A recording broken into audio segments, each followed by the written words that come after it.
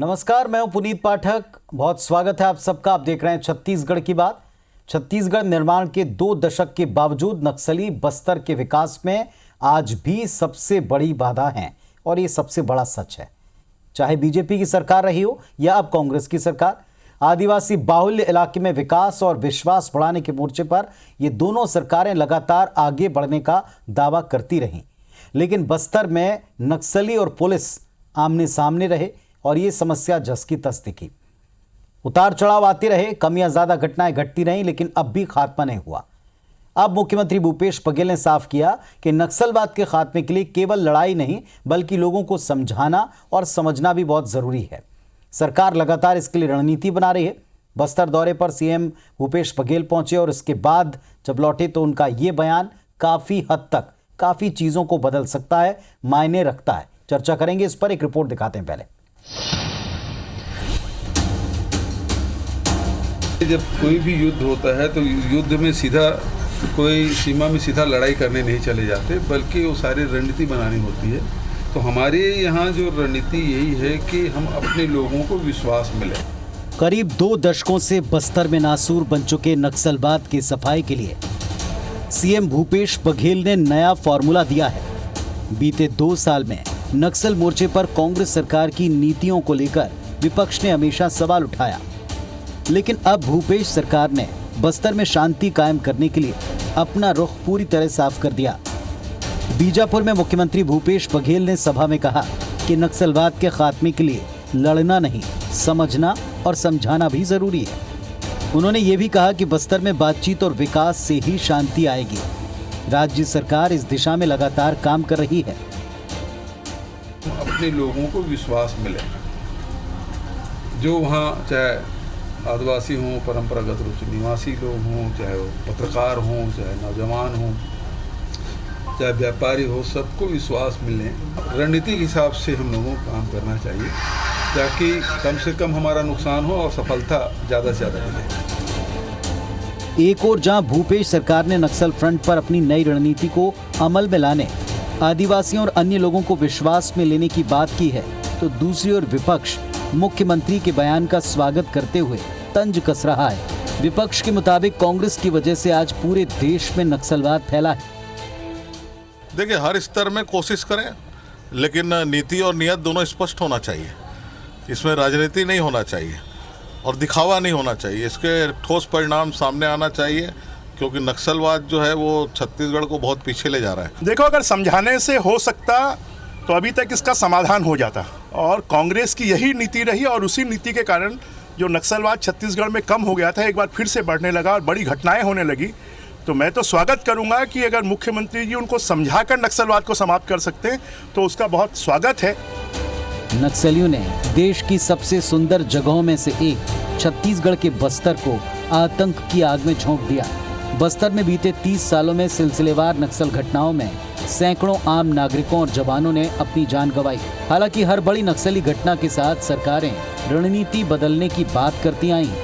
इतना ही नहीं, इसे जड़ से खत्म करने का दम भरने वाली सरकारों पर इनसे सांठगांठ के आरोप भी लगते आए हैं। सवाल ये, क्या नक्सली समस्या का समाधान मिला है? सवाल ये, नक्सली समस्या का समाधान आखिर क्या है? आखिर वो कौन सा विकल्प है जिससे बस्तर में शांति बहाल हो सके? सौरभ सिंह परिहार, IBC 24, रायपुर। तो क्या बातचीत का विकल्प वास्तव में उचित होगा? क्या बातचीत के विकल्प के जरिए ही इस समस्या का समाधान मिल सकता है? क्या अब इस रणनीति के आधार के ऊपर चला जाएगा? और इस पूरे घटनाक्रम के बाद में जिस तरीके से 2 दशकों तक अब तक नक्सलवाद को बढ़ते देखा है, क्या अब ये उचित है, इस वक्त ये उचित है? इस पर बातचीत करेंगे दोनों पक्षों से। तो बहुत जिम्मेदार नेता जुड़ रहे हैं। रेखचंद जैन साहब हैं, कांग्रेस पार्टी के जिम्मेदार जनप्रतिनिधि। शीशन सुंदरानी साहब हैं, भारतीय जनता पार्टी के लीडर हैं। आप दोनों का इस मंच पर स्वागत है। आप दोनों को नमस्कार। रेखचंद जैन साहब, जब कभी सरकार ने या कांग्रेस पार्टी ने ये चर्चा की है कि नक्सलवाद के खात्मे के लिए विश्वास ज़रूरी है, सच है, लोगों को अपने साथ जोड़ना ज़रूरी है, सच है, लेकिन इसके लिए बातचीत का विकल्प, पर बातचीत की शर्त क्या हो, बातचीत की किससे जाए, ऐसे कई सवाल पहले भी रहे सरकार के सामने भी और दूसरे लोगों के सामने भी और अब भी हैं। क्या ये फॉर्मूला है? क्या सोच है सरकार की या कांग्रेस की?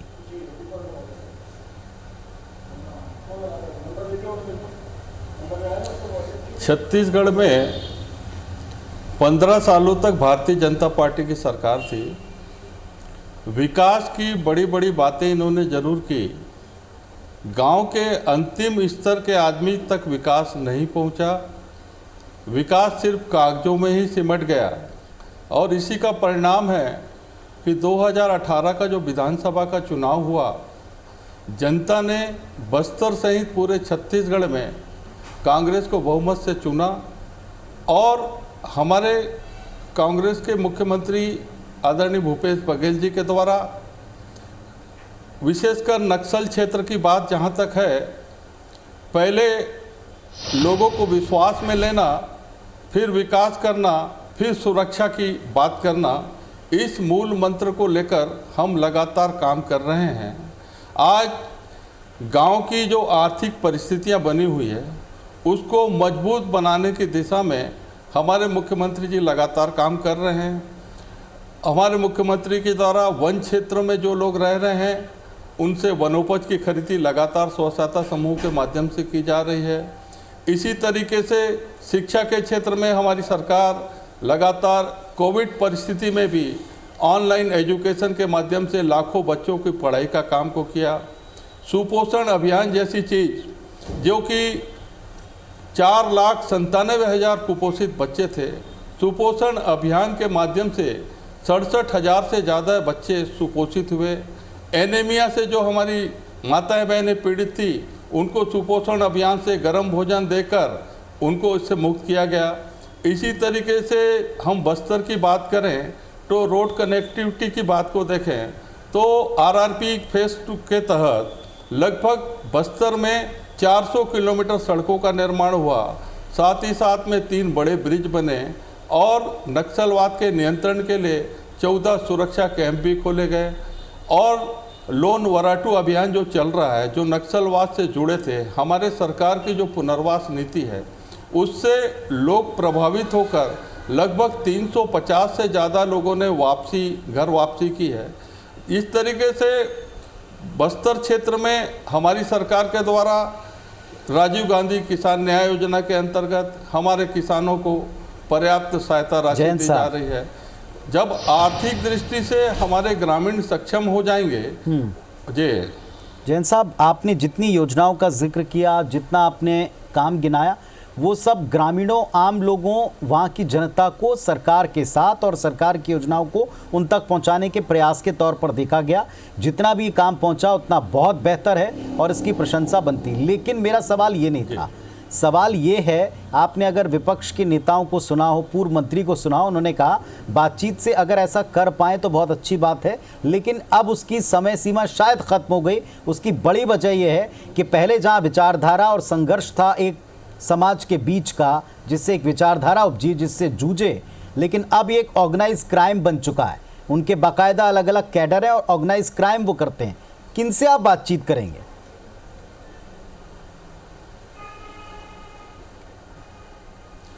सबसे पहली बात यह है इस मामले में कि जो बस्तर के वासी हैं कि वो उनके पास कुछ काम नहीं था पिछले 15 सालों में, इस वजह से उनके दबाव में आकर इन चीज़ों से जुड़े।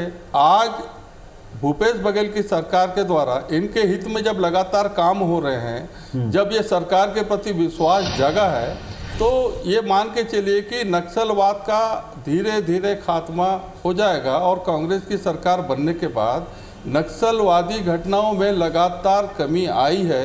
ये आप सब मीडिया जगत के लोग देख रहे हैं, आम जनता देख रही है और अगर वो विकास से प्रभावित होकर चर्चा करना चाहेंगे तो मुख्यमंत्री जी इस दिशा में भी पहल करेंगे।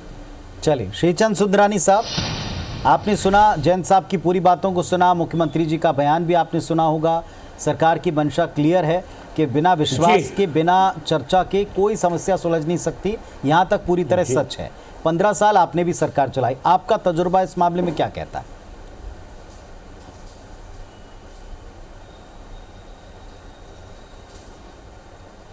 देखिए आदरणीय पुनीत जी, मैं आदरणीय रेखचंद जी को सुन रहा था और मुख्यमंत्री जी को भी सुना।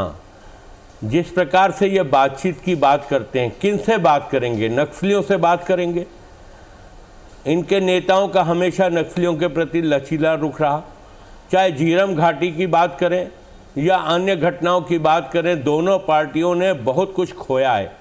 और जहां तक नक्सली आज ग्रामीणों को शिकार बना रहे हैं, लगातार नक्सलियों से ग्रामीण मारे जा रहे हैं, हमारे जवान शहीद हो रहे हैं, और जिस प्रकार से लचीला रुख अपना रही है सरकार, मुझे लगता है कहीं न कहीं नक्सलियों के प्रति इस सरकार का रवैया जो है नरम है, और नरम रुख के कारण ही नक्सली फिर से सिर उठाने लगे हैं। भारतीय जनता पार्टी की सरकार ने सरगुजा में पूरी तरह से नक्सलवाद को समाप्त किया।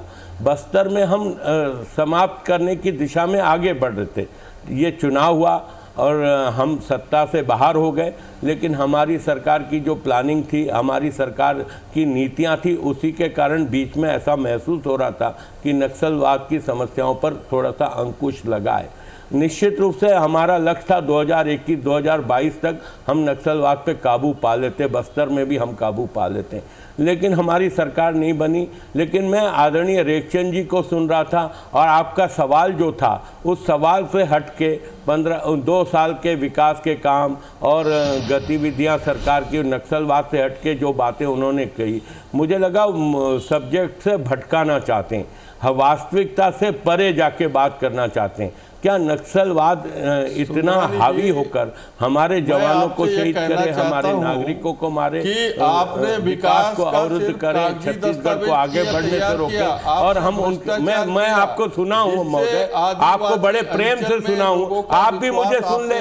रेखचंद जी, आप सीनियर हैं, विधायक हैं, आप मेरी बात को पूरी कर, और आज वो जर्जर हालत में पड़ी है। धैर्य से सुना है, आप भी तो मुझे सुनिए। दूसरी तरफ भ्रष्टाचार को हमने जितना बस्तर में विकास किया, सरकार में ये हमने जितना विकास किया, आम आदमी तक विकास पहुंचाया, और विकास के माध्यम से ही हमने गांव की जनता, हमने गोली का जवाब गोली से दिया, उसका जहां शांति की बात है हमने शांति की बात की।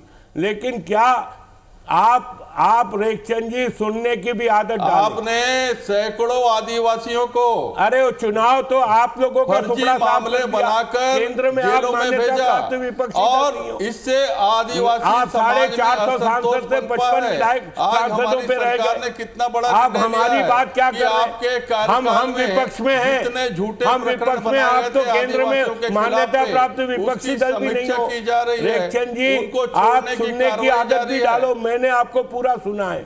आप सब्जेक्ट पे बोलते नहीं हो, जैन साहब, सुंदरानी जी बोल नहीं रहे हो, सुंदरानी जी और जैन साहब, आप भी सही बोल, सुंदरानी जी और जैन साहब, किसानों की बात पे बोल रहे हो। सुंदरानी जी, एक सीधा सवाल, एक मिनट जैन साहब, सुंदरानी जी से एक मेरा सीधा सवाल है। एक चीज है कि आपका पक्ष है और ये पक्ष आपके बड़े नेताओं ने भी कहा, ठीक बात है, मुद्दे से भटकाने का काम ठीक है सुंदरानी जी, हम नहीं भटकेंगे, हम नहीं भटक रहे मुद्दे से, हम उसी मुद्दे पर हैं। एक मेरा सवाल था, अब पहले जैसी परिस्थितियां नहीं हैं, अब नक्सलवाद से डील करने के लिए केंद्र से बाकायदा कोऑर्डिनेशन चाहिए होता है। एक मिनट, सब्जेक्ट से भटकाना चाहते हैं, ठीक है सुंदरानी जी, मेरा सवाल सुन लें। ये सवाल विपक्ष के नाते, बीजेपी के नाते बड़ा इंपॉर्टेंट है। ये 15 साल तक आपने भी अपनी मंशा के मुताबिक 3 स्तरीय काम किया, विश्वास बिल्डिंग आपने भी की, आपने भी विश्वास बढ़ाने का प्रयास किया, लोगों से बातचीत का प्रयास किया, फोर्सेस को गांव में जाकर काम करने के लिए, उनके बीच रहने के लिए कहा, ताकि वो एक बेहतर सामंजस्य बनाए। एक बिना नेटवर्क के वहां काम नहीं हो सकता, आप भी जानते हैं, वहां तक एकदम चीजें परफेक्ट हैं। आज जो आप कह रहे हैं, तो अकेले सरकार नहीं ना, ये तो केंद्र के साथ कोऑर्डिनेशन भी है। केंद्र से के विजय कुमार अक्सर आते हैं, हर 10-15 दिन में आते हैं, वो भी बातचीत करते हैं, वो भी इस मोर्चे को चीजें संभालते हैं। अकेले कोई भी चीज राज्य सरकार मंशा नहीं कर रही होगी, इसमें कहीं ना कहीं केंद्र की सहमतियां भी होंगी। इस मुद्दे पर कम से कम पॉलिटिक्स ना करें। अब ये जो वार्ता की बातचीत है विश्वास मेकिंग की दिशा में, क्या ये रंग ला सकती है?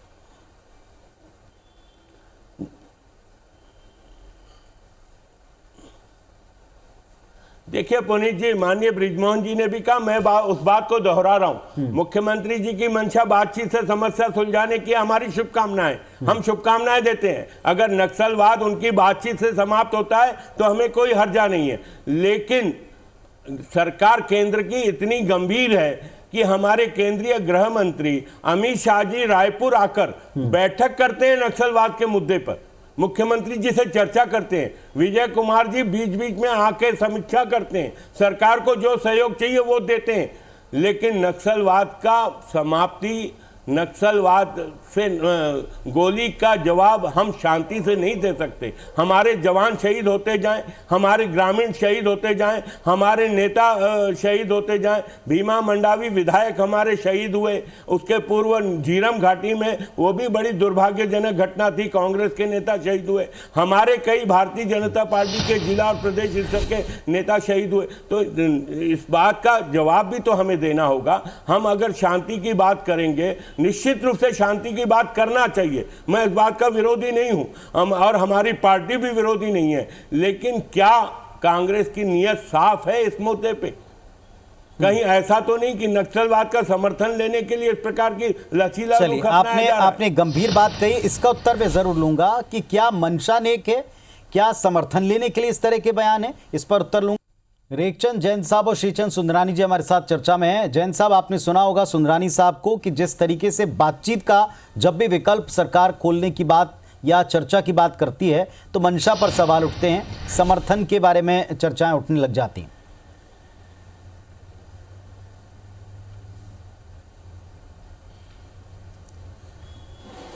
15 साल में इन्होंने जो शासन किया, जो अंतिम छोर का व्यक्ति ठगा गया, छला गया, इनकी योजनाओं में भ्रष्टाचार हुआ, जिससे नक्सलवाद इनके कार्यकाल में पनपा।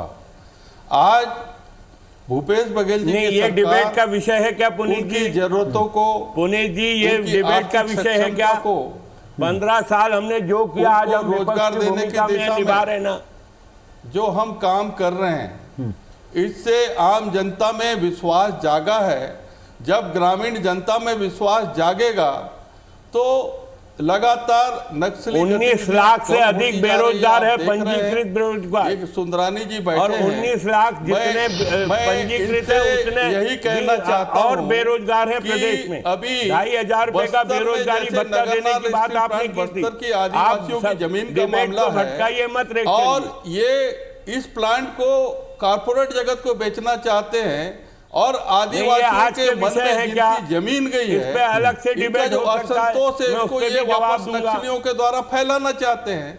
लेकिन भूपेश बघेल जी आदिवासियों के हित में, ग्रामीणों के हित में लगातार जो योजना बना रहे हैं, जब गांव का व्यक्ति समृद्ध हो जाएगा, गांव के लोगों को ये विश्वास हो जाएगा कि आदिवासी समाज के लिए भूपेश बघेल की सरकार लगातार काम कर रही है, और वो जब असंतोष खत्म हो जाएगा तो नक्सल गतिविधियां धीरे से खत्म हो जाएगी, मैं ये कहता हूं। ठीक बात है, लेकिन बात वहीं आकर घूम फिर कर आ जाती है जैन साहब कि अब ये चर्चा ग्रामीणों से स्थानीय स्तर पर है या नक्सलियों से चर्चा की बात कर रहे हैं? क्योंकि ये पहले भी हुआ है कि जब सत्ता में आपने वापसी की इतने वर्षों के बाद, तो तब ये बयान दिया था, तब इस पर कंफ्यूजन रहा, बाद में कहा नहीं कोई चर्चा नहीं, जो है उससे कड़ाई से निपटा जाएगा। ये चर्चा की बात हम ग्रामीणों से कर रहे थे। और जब कभी चर्चा का विषय छिड़ता है तो एक बड़ा कंफ्यूजन क्रिएट किया जाता है कि उनसे किनसे बात करेंगे आप।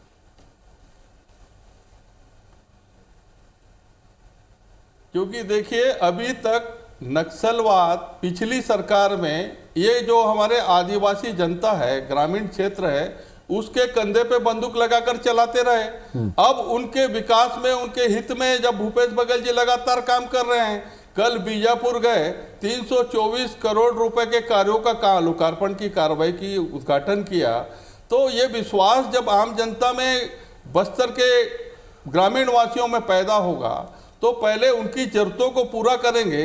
पर विपक्ष आपकी मंशा पर सवाल उठा रहा है कार्यकाल में, जिस वजह से वो इन गतिविधियों में संलिप्त होते थे। सवाल ये इनको ये इसीलिए लग रहा है कि 15 साल ये सरकार चला है, ग्रामीणों में विश्वास पैदा करना चाहते हैं, आपको बताया ना, में विश्वास पैदा करना चाहते हैं। में इन्होंने जवाब दे सड़कें बनाई और सही सड़कें उखड़ गई। एक तरफ शहीदों की बात करते हैं, दूसरी तरफ भ्रष्टाचार करते हैं। असंतोष पनपा भ्रष्टाचार की वजह से सड़कें बनाई ना, गतिविधियां बढ़ी।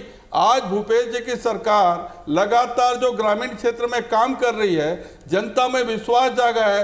जनता पे जब विश्वास आ जाएगा तो नक्सल ऑटोमेटिक दूर चले जाएंगे, क्योंकि वो दूसरे प्रांतों से आकर यहाँ के आदिवासियों पे दबाव बनाकर 15 साल तक काम। लेकिन एक सवाल आपसे विपक्ष लगातार पूछ रहा है, सुंदरानी जी अपनी बात रखें। पुलिस की गतिविधियां लगातार चुस्त दुरुस्त चल रही है।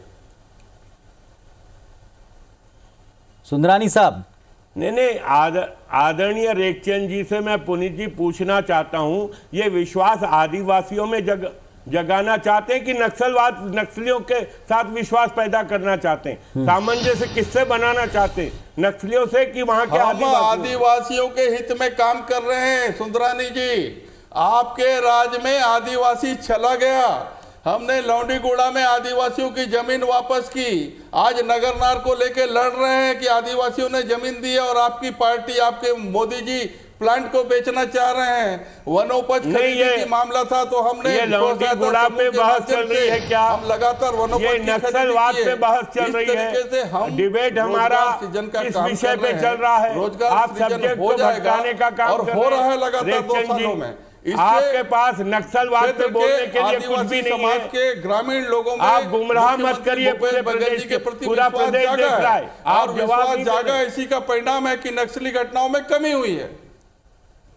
सुंदरानी साहब, फाइनल बात है, जिस तरीके से विपक्ष ने इस पर प्रतिक्रिया दी कि काम हो जाए तो बहुत अच्छी बात है, और आपने जो प्रस्ताव दिया, जो आपने विजन रखा, वो भी अच्छी बात है, लेकिन इसकी शुरुआत अगर जमीनी स्तर पर जरा भी ठीक ना बैठी तो किस तरह के नतीजे होंगे, इस पर भी आप बीजेपी के नेता या विपक्ष के नेता लगातार अपनी राय रखते आए। अब जो सरकार ने उस इलाके का दौरा करके, काम करके, योजनाएं शुरू करके पहल की है, क्या आपको लगता है इससे सकारात्मक दिशा में हम बढ़ पाएंगे?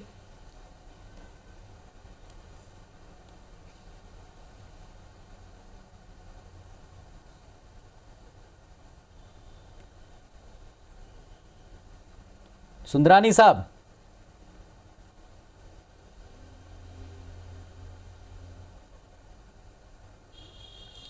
बिल्कुल सकारात्मक रुख नहीं है कांग्रेस पार्टी का। कहीं ना कहीं नक्सलियों के प्रति लचीला रुख अपनाना चाहते हैं।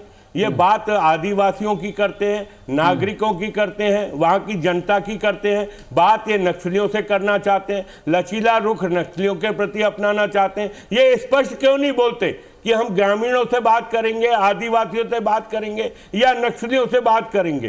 किससे बात करेंगे, ये तो स्पष्ट करें।